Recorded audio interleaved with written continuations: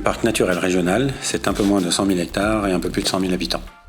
C'est un territoire avec 77 communes, territoire créé au départ au niveau de la forêt de Bretonne en 1974. On doit être le 3e parc naturel créé en France et c'était vraiment pour avoir un poumon vert entre deux vallées industrielles que sont Le Havre et Rouen.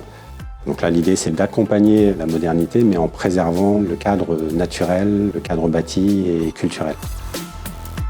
Le site de la Maison du Parc, c'est l'entrée d'un sentier de randonnée. Donc on a vraiment des visiteurs à pied, à vélo. C'est vraiment très touristique. On a 2 à 3 000 personnes qui viennent à l'accueil directement se présenter, sans compter les personnes qui sont en libre accès sur le site.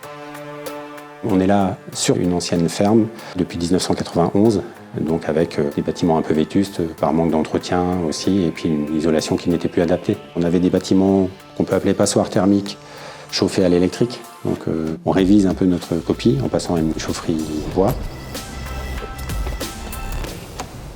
Donc là, on arrive dans la partie technique de la chaufferie bois avec la chaudière bois d'une puissance de 50 kW qui est reliée au silo où se trouve le bois déchiqueté avec une vis sans fin qui l'alimente en permanence.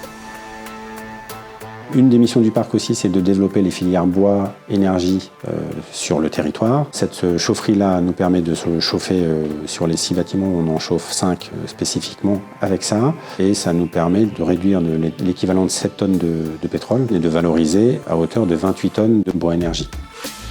L'idée, c'est vraiment de réduire notre empreinte carbone. On aura un résultat de moins 40% par rapport à une consommation théorique de chacun de nos bâtiments. Concernant le financement du projet de travaux de rénovation de la Maison du Parc, on est sur des financements majoritairement publics et un emprunt de 624 000 € auprès de la Banque des Territoires.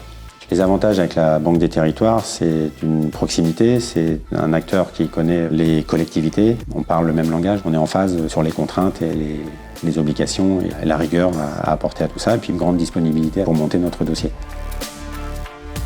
Le parc est un territoire d'expérimentation et on est les premiers conseils des communes qui sont adhérentes au syndicat. Donc on doit être exemplaire sur ce qu'on fait au niveau isolation, habillage des façades et puis énergie.